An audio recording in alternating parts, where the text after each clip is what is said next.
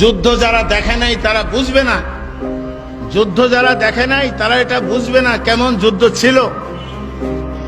অনেক ত্যাগ ও কুরবানির বিনিময়ে আমাদের অর্জিত এই বাংলাদেশ, এই লাল সবুজের পতাকা এমনি আসে নাই রে ভাই। ওই যে মানুষটাকে হাজার বছরের শ্রেষ্ঠ বাঙালি বলা হয়, ওনাকে বঙ্গবন্ধু বলা হয় কেন? ওনার জীবনের যৌবনের সবচেয়ে সুখের স্বাচ্ছন্দ্যের যে সময়গুলি উনি জেলখানায় কাটিয়েছেন শুধু এই দেশের জন্য, দেশের মানুষের জন্য। এই কথাটা আমি বললে অনেকে কত দূর আপনি কি আওয়ামী লীগ করেন?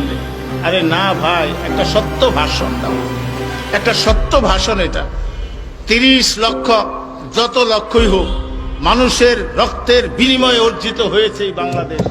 কি মিথ্যা কথা বলছি? যুদ্ধ যারা দেখে নাই তারা বুঝবে না, যুদ্ধ যারা দেখে নাই তারা এটা বুঝবে না কেমন যুদ্ধ ছিল।